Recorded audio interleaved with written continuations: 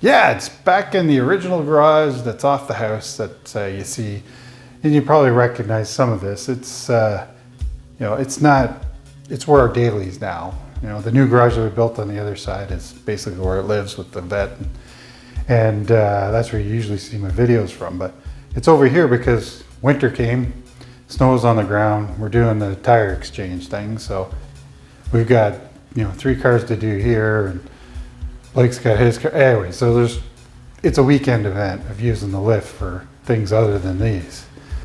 I got thinking about 15 years with the car. There's a lot of good, bad, and ugly that went on in 15 years, and there's lots to talk about. I'll probably do this in a, part series sort of thing, but yeah, and it was fitting starting the video today and it being back where we originally brought it to, this garage. Albeit their lift was over here and it was a little more cramped, and there's a cutout in the roof here for more of the car to fit in the roof and everything else. And some of the signage is still here, some of it I took over to the other place. And it's been adapted for our dailies, and Blake uses it during the day for his any welding or fabricating he has to do.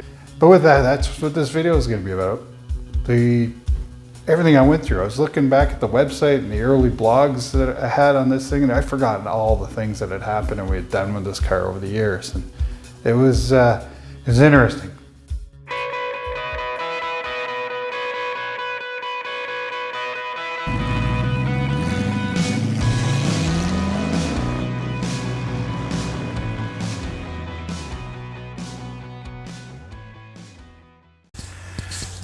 Yeah, back over in the shop. Tires are all changed now. Roads are still cleared up pretty good now, though you can probably hear traffic go. So you're just gonna have to deal with the traffic going by. Anyways, what started it all for me, just to go back, was I was 16 years old, had my license 6 months, and I saw a Countach go by. Heard it, got up close with it, the whole deal. So that's really what started my fixation with the car. And I did a whole video. I'll put a link up here somewhere if I remember to do it, to that video that kind of goes into more depth about that. Then after that, it was, I realized I wasn't going to be able to afford one. So I wanted to try and figure out how to get one quick when I stumbled across Kit Car magazine and saw the car on the cover of one of the magazines. I soon found out again that I don't have the resources, money, or skills to kind of pull off being able to even build one myself. We focused on the family and the family business, for the next 15 years, working on just that. And, that dream of getting the car kind of fizzled away because we were just so busy with that going on. And then one year when, we had a good year with the business, we decided, hey, we should get some new cars. We had a 98 Durango that 300,000 K on it. I had a BMW at that time with a 540 and it had 300K on it. And, we typically flipped them about, every cup or don't touch the tripod. Yeah, we typically, dog. So anyways, typically we'd flip the cars and, start again. And she said, I think I was throwing at the magazines, that I had kept all those years. And she said, now would be a good time. We could probably keep these cars going. And while we look at getting the Countach or the Kit Car. And it's like, thought had not even crossed my mind. So she didn't have to tell me twice. So yeah, I had started looking for cars, and I remember, one really good car, like this one would come up every year. And that's about it. And this was back in, 2008, 2009. I think it was the end of 2009. And, I had went to see one car, and I remember I didn't fit in it, and I was just too tall. And I didn't realize that was even a thing until, I went to see that car, and it was local. And it was, 08, 09, it was the time of the recession. So there was, all of a sudden, a couple more popped up. And this was very unusual, but I think it was because of the recession, the Great Recession in 08, 09.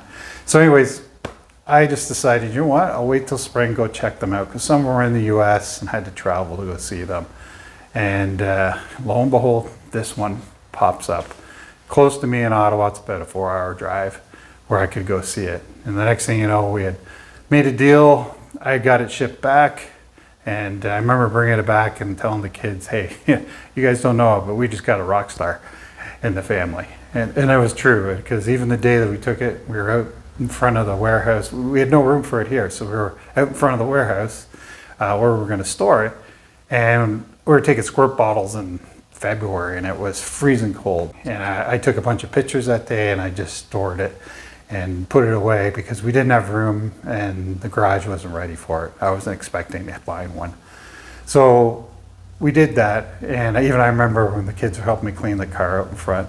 They were much younger than what they are today. It was 15 years ago. So they remember even people pulling up as we were, using the squirt bottles and rags and running around because it was so cold, and people were still coming in and stopping just to see the car and talk to us about the car. We're trying to get it all done. So we did get it put to bed that day, and I remember that drove me nuts. Even though I could go see the car, and it was a friend of my wife's that had the storage building, it was still tough. So that's why I started the website. With the website, it was like reliving it all over again. I could talk about the car just using the pictures and things that I had. It eventually led into the blog. This is where it starts picking up. I happen to be looking at some of those things, and now we can talk about using that. I can kind of talk to some of the things that happened in that first year and what it was like. Because I remember when I first got the car back here, or I had it in the garage and my other car was in the tent, the BMW at that time, and it was just outside of my garage. So the BMW was kind of blocking it. So if anybody decided to try and steal it, they had to get through the BMW and the Durango on the opposite side of it.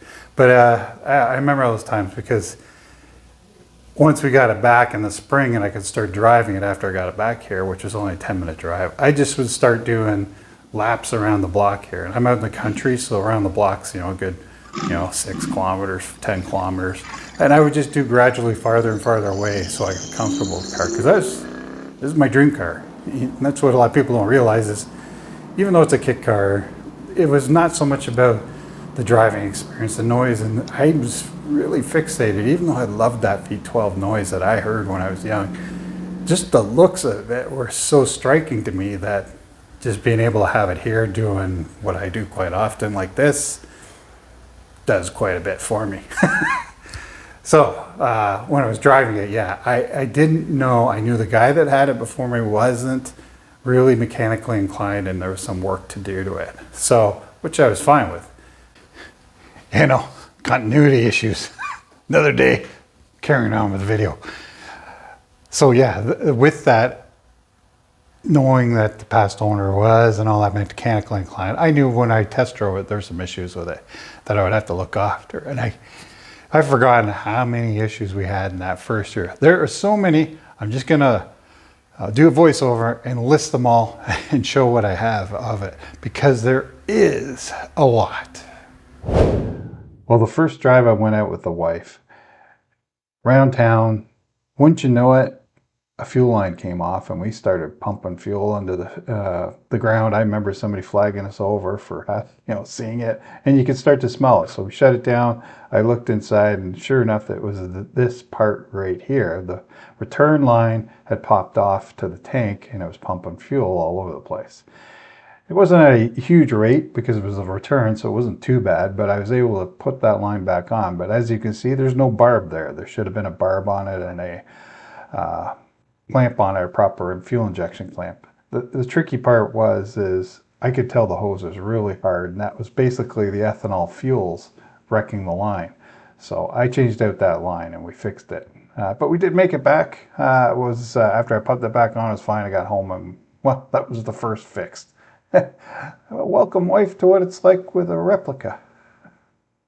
I think one of the next things that we found out, it might have been on the way back from that trip if I remember, but I know about in my logs and my blog, I actually at the same time made a note of when I make a hard turn to either the left or right, the AC unit's drain wasn't working properly, and all the water in the AC would actually dump out into the footwell right on your foot. in the summer when you're wearing, flip-flops or, you can really feel it. It was cold water too out of that thing. So that was another thing I flagged to fix. And actually, I don't think I've actually even fixed it. I just opened up the drain. It was kind of clogged, and I think it's been running fine ever since. But every once in a while in a real hard corner, because there's a little area where the drain isn't sitting quite properly, you can get it dumped on your foot and it shocks you. I can remember having a issue with the AC that first year. Like, I think I've talked about this before. Basically what it was is on the low side, the Schrader valve having a leak. I put a new Schrader valve in, put the, I think I used Duratec or whatever it was called, the stuff in the can, brought it back up, and it'd been fine ever since until I actually had an issue this year. I can remember having a buddy having a quick look. He was a mechanic, have a quick look over the car, tell me what's up. He put it up on his lift, and the first thing we found was one of the wheels was kind of loose, and it was actually the nut on the hub had backed off. There was no lock on the wheel nut for the hub.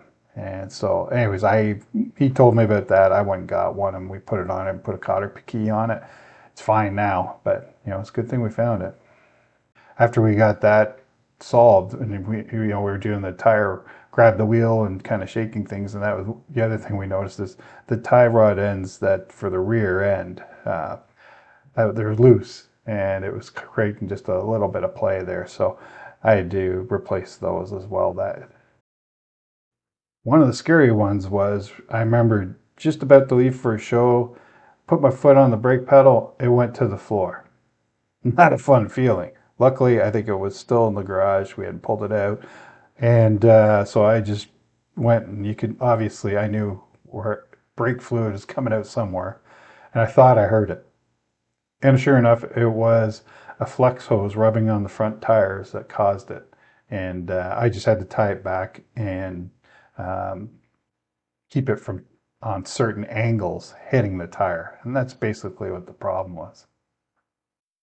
One of the last ones we had was the brake lights stopped. And that was, it was basically the switch that's on the brake pedal under the floor there, which is, not a biggie. I just bought another switch, and the problem was getting under there. As you can imagine, you have to hang upside down, get underneath the car, underneath the dash, and fit in there. And you guys may have seen me in the past trying to do that with some of the repairs. I had to take the seats out and everything else. Well, I didn't do it this time. My arms could not fit under there, and I could not get my wrists to rotate enough to actually do this repair. I had to get my wife under there to do it because her arms were short enough and her hands were small enough to do it. Yeah, I told you there was a lot to cover. So there is a lot of good as well. Like, I can remember the first time filling up the car after I got it, and not a word of a lie, 6 people came up to me just after, as I was filling it or just after I filled it. And, it took 45 minutes to fill up the car. I remember coming back, my wife wondered if something had happened. I said, no, there were 6 people that came up to the car and asked me about it. I was just filling up with gas. Most of them are about 300. So there's that. And we also discovered the shows like Ben Mar, which was no longer around today, but close to us. 300 cars, fantastic, took this there, and I'd disappear off, see something shiny, away I'd go. I gotta go see the car.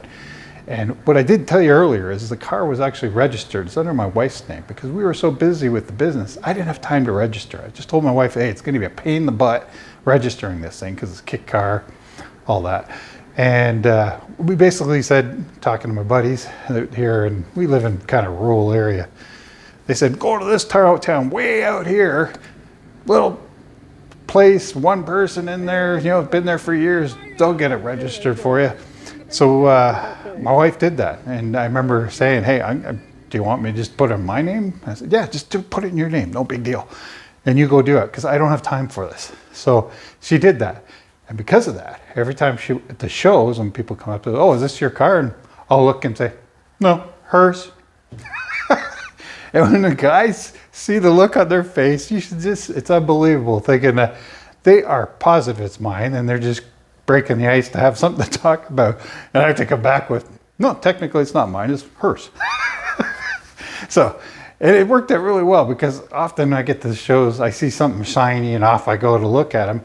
And the wife usually stays behind with the car, gets to answer all the questions sort of thing. And she likes the attention that the car draws.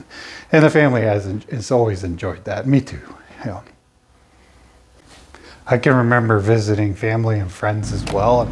And I remember my dad he's into photography. He had a DSL camera, way better than what I had back then. And he shot that first video. The video that you actually see in the intro is what he shot that day, basically the first time he saw the car. And I've used that ever since in the intro. And it was fun showing it to friends, family, kind of as I branched out further drives away sort of thing.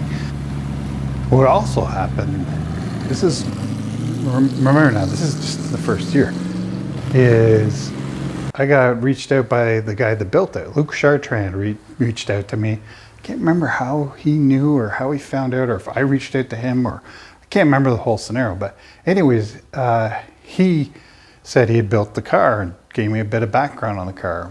And that's where I found out he was building the HTT Plethora. And if you ever look that up, it was on Dragon's Den, which is Canada's equivalent to Shark Tank, I think it is in the US. But anyways, Luke wasn't actually on the show, but his partners were.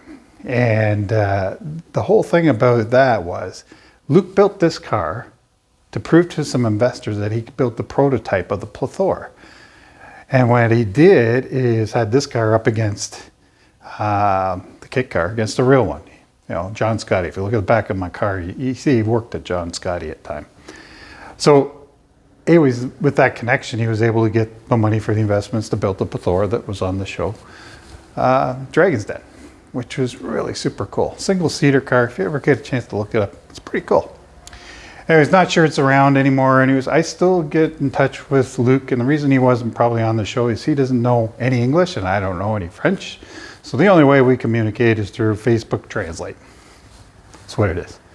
What shortly happened after that is I also got a call from the guy, Dylan, at Griffin Gearboxes. He built the transaxle in the back of this car. Had it on his website, and I think more or less was just wanted to make sure it was okay to use it for, you know, his website, because, you know, get some attention. I was fine with that.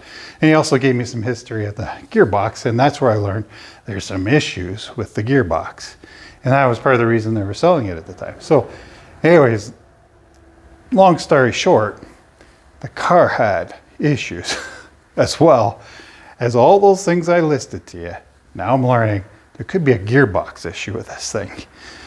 Fine, I could deal with all that, and I was ready to. So that brings us to the end of like year one with the car. All of that happened first year with the car. That was a lot of activity. And I was fine with that. You know, the whole mechanical things, I was fine with that. So that's why we knew we had to invest in a lift, right? So it was part of our budget, and the plan was to get the lift so I could work on it more comfortably, knowing that I needed to go through this thing and kind of get the warm and fuzzy with it. And that's where we'll kind of leave this one off, and then maybe part two we'll get into the following years and what happened as I started using the car, a lot more of the repairs and things I had to do over those years with the car. But yeah, this first video, that was all year one. And that was my big surprise. That was a lot to take in the first year, but yeah, rose-colored glasses, maybe? I wouldn't have changed a thing. It's fine. It's fine. It's very fine. See ya.